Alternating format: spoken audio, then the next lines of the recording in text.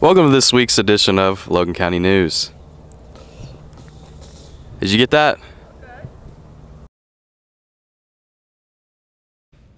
On Thursday, September 20th, Logan County's FFA went to the Farm Safety Day for 4th graders. Here I have Briley Robinson and Caroline Davenport to explain the events that happened that day.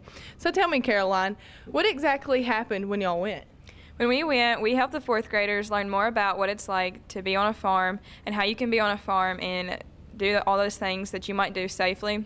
They also learned about what you might do in case of a fire or emergencies.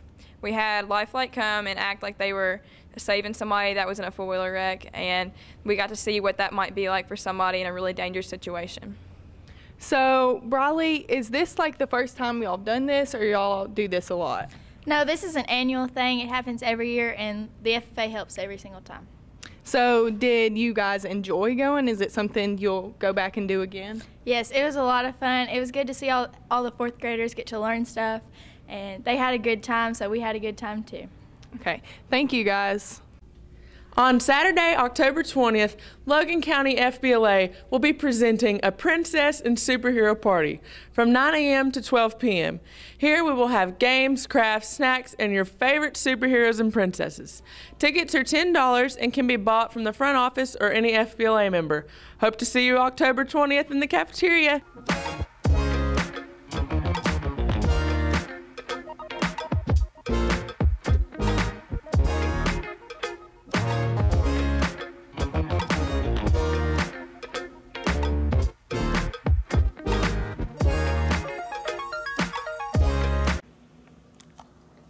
Hello everyone, how are you doing? This is John from the Chinese class. Today I'm going to make some spicy chicken for you. Okay, the first thing we have to do is to seasoning the chicken first. So I'll put some soy sauce, some cooking wine, and some salt into that, and let it stay for some time. Let's do it.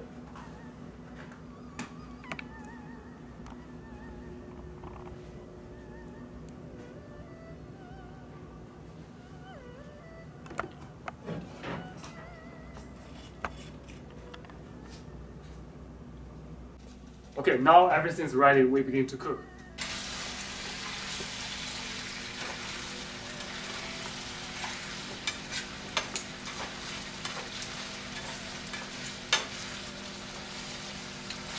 Okay, now as you can see, it grows more and more yellow. So that means the chicken is almost good.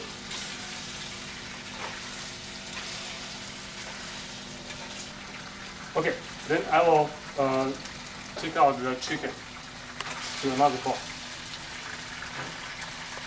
I don't want the oil, so I use this kind of tool.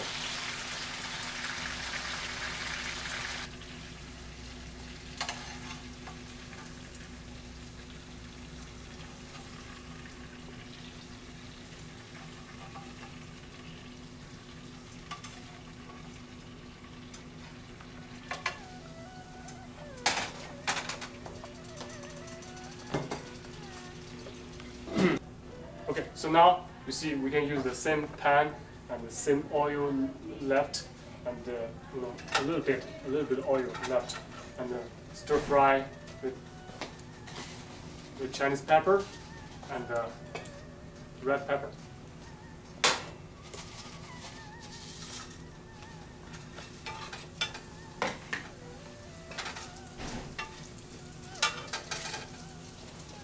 For the red pepper, I will break it so that the seeds inside can go out. When you stir fry that, it really smells good. Okay, now it smells very good, and then I put onto it the green onion and the onion.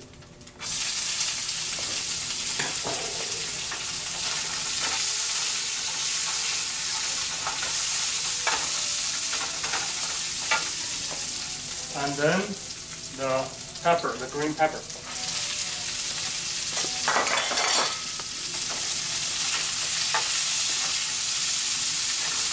Okay, now you can see that the chicken is already very good, and then we'll put the last thing. that is the peanut. We remove the coat and we stir fry it with oil. So now it's like this, and we turn into that before we will add more flavor to that. You just put it here.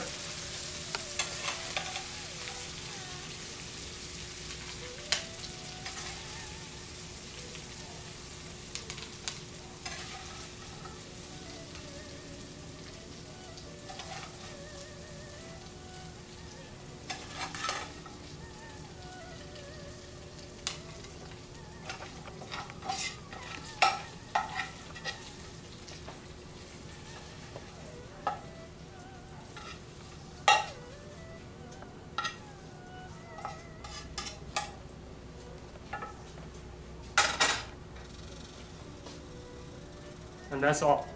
It's spicy, but it's delicious. You can try that.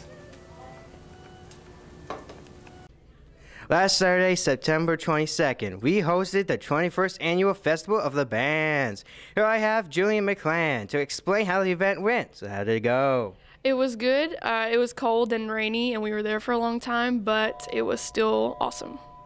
That's pretty good. How long at the school did you stay for? Most everybody was there for 12 or 13 hours. I was there for 14, cleaning up after everybody left. So, what kind of work did you do there?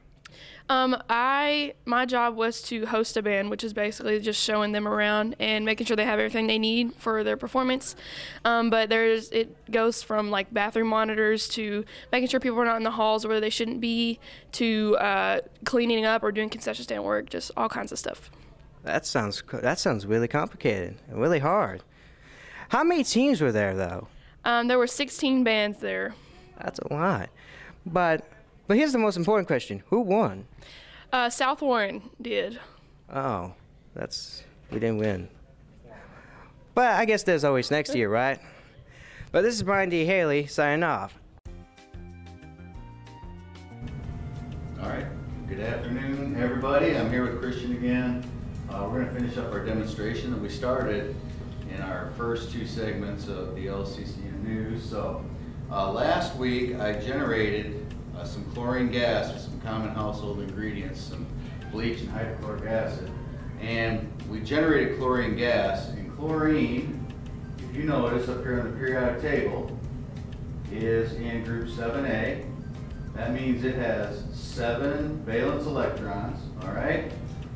And it is only 1 electron away from this column right here, which we call the noble gases.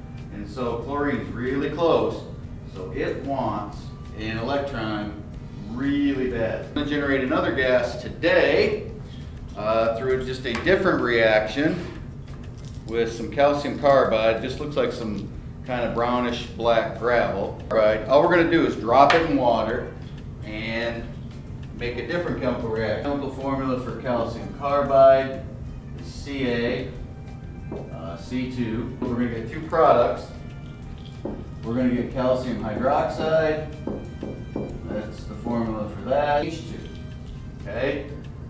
This is the gas we're going to generate right here. This is ethine. I think some of our welders over at the Tech Center would probably understand it or recognize it more by its more common name, acetylene. Because we've got to balance this chemical equation. We've got to make sure we have one of each kind, or the same number of each kind of atom on both sides of our yield arrow. It looks like our calciums are okay, our carbons are okay, but I've got 2 hydrogens there, 2 there, that's 4. I'm missing a couple here, so we're just going to balance it like that. So I got 4 hydrogens. That also fits the oxygens. I have 2 oxygens here, I have 2 there. We're good. This is the balanced chemical equation. This is the gas we're going to generate when I drop those little pieces of gravel, if you will, into the water. There. And bonds breaking, new bonds forming. It's a beautiful thing. We'll get energy released, and hopefully we'll see that when we get down to the lab. All right, let's go.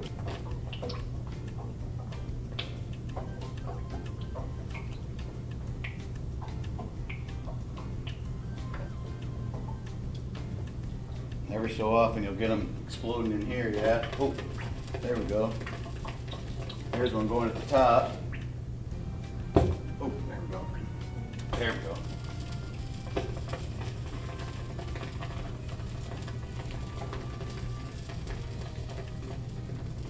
Get them to bump into each other on here. Oops. All right. There we go. There we go. Oh, there we go.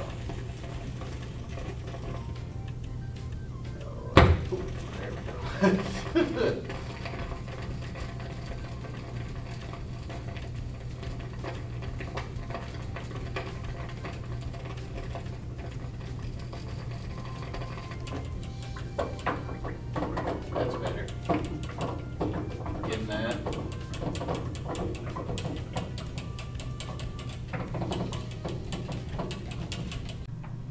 Welcome to Media Roundup, where we look at some music and some movies or something.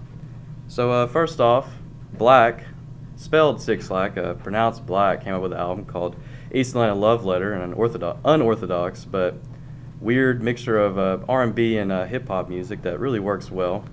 Kanye also announced a new album, maybe, called Yandi, with a weird cryptic screenshot of a text message on all his social medias that might be coming out on September 29th, which is a Saturday, which is a little weird. And it also looks like Yeezus, so it might sound a little crazy too. Lil Uzi Vert released a long-awaited single that he'd been teasing forever on everything, called New Paddock, and I don't know, it's pretty good, I guess. Eminem released a surprise album titled Kamikaze, and he dissed pretty much everybody on it, including Machine Gun Kelly, who really didn't like it. So he also dissed him back with a song called Rap Devil. And Eminem didn't like it either, so he also dissed him back with a song called Kill Shot. It's pretty funny, I guess. I don't know, going back and forth. And last up, rest in peace to legendary artist Mac Miller, who passed away in his home on Friday, September 7th. So far this month, it has been a slow time for movies. The Predator released on September 14th. It received a 35% on Rotten Tomatoes and a 56% on Metacritic. However, many reviewers said that it was very action-packed and fast-paced, so it may be a good watch for any action movie lover. A movie that might fit better for those looking for a story, White Boy Rick, the story about a young man undercover for the police, received mixed reviews. Reviewers say that the atmosphere of the movie is very well done and does give a sense of darkness, but sometimes that same atmosphere makes it difficult to watch. The Nun also released for our horror movie fans out there. I've heard it's pretty scary, but the reviews on it aren't too hot, but let's face it, that's the case for most horror movies. I haven't seen it yet, or any of these really. I haven't been to a movie theater in months, so you have no reason to listen to what I'm saying, but you're listening right now anyway. Today we will be interviewing a couple students about the Tobacco Festival and what it means to them. What is your favorite part of the Tobacco Festival? The Shogun truck. What are you looking forward to most this year? I like going to the reenactment with my grandmother. It's rich in history and it's a really cool show. What is your favorite part about the Tobacco Festival? The food. What are you looking forward to the most this year? Probably the funnel cakes. Now we are here with Karen Logan at the Logan County Chamber of Commerce to discuss the importance of the Logan County Tobacco Festival and all the important events that will be there this year. I'm with the Logan County Chamber of Commerce in Russellville, Kentucky. Just wanted to invite you guys out to our Logan County Tobacco Heritage Festival. Parade day is Saturday, October the 13th. What is important about the Tobacco Festival? The Tobacco Festival is important for several reasons. First and foremost, I think we recognize our history, our heritage. It's our 62nd annual, and so we're recognizing the history, the heritage, where we come from. It's also important, it's the largest community event in Logan County, and so a lot of people use this for homecomings and just a way to connect with your community and have a great time doing it. We have so many events that you probably have no idea. We actually start festival this week, and so we have 2.5 weeks full of events. Starting out this week is the Queen's Pageant, and several of you guys, ladies, have registered for that. We also have a bike ride, we have a Little Mr. and Miss Pageant, a road rally. We have our Wine and Food Festival this year, first time. We also have lots and lots of history, and so we have our African American history from the Civil War to the present. We have Senior Citizens Womanless Beauty Pageant. We have our 5K, Hometown History Day, Festival Celebration with American Cancer Society. We've got car shows, walking tours, community singing. All of this is leading up to it. Emergency services awareness event. Let's see what else we have. Cemetery tours. We got some of the youth participating in that as a reenactor. On festival day, I want to invite you guys lots and lots of good stuff, including an hour-long parade.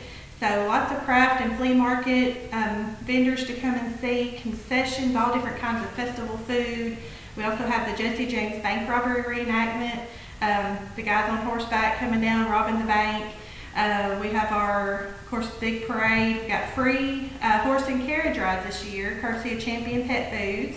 We also have a kids bounce zone, karaoke contest, get to win cash if you want to enter the karaoke contest, line dancing, and lots of bands, a couple of bands for Saturday night. So Saturday, October 13th is our largest day. We have about 25,000 people down here in Russellville Square. So you guys come on down and have a great time.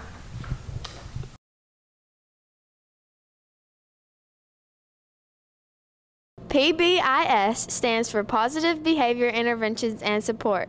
It is a way to consistently enforce expectations, and it's also a way to reward good behavior instead of just focusing on the negative. When teachers see good behavior, you're rewarded with a card.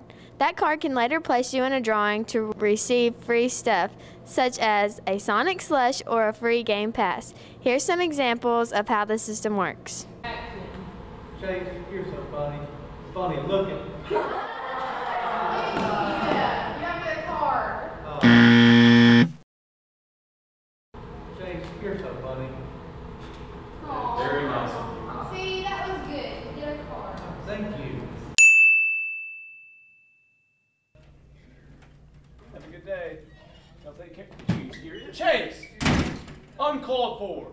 I don't like him. I don't care if you don't like him. You hold the door for people. That's not very nice of you. Y'all have a good day. Good class today. Oh, Chase, that's nice of you. Thank you. Y'all say thank you. Thanks, Chase. Good job, Chase. That's for your well behavior. Thanks. Thank you.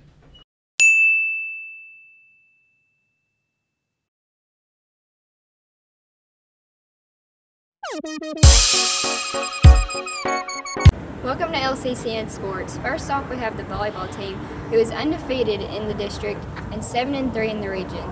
This weekend, they have a tournament in Paducah, and over fall break, they will continue to work towards the 13th district tournament. Also, they have a tournament on the 5th and 6th of fall break in Hopkinsville. The boys soccer team is continuing their success this season, beating Russellville 3-2 in a close overtime game. Nick Petrie scored the 3 goals this game, including a header that tied the game 2-2 before overtime. The girls soccer team beat Russellville as well, winning 4-1. This leaves them with an overall record of 6-5. Now over to Elijah with cross-country news. Thanks, Chase. The cross-country team had 2 successful meets in the past couple weeks. This past week in Bowling Green, John Hendricks finished in 5th place with a 16:49, and Tanner Morrow finished in 28th with a 17:59, both earning medals. On the girls' side, Eliza Higgins finished in 48th with a 23:26. The week before, the team ran in Elizabethtown, where John Hendricks finished in 1st with a 17:17, Tanner Morrow finished in 38th with a 19:30, and Wesley Abney finished in 39th with a 19:31. Our next meet will be at Muhlenberg on September 29th.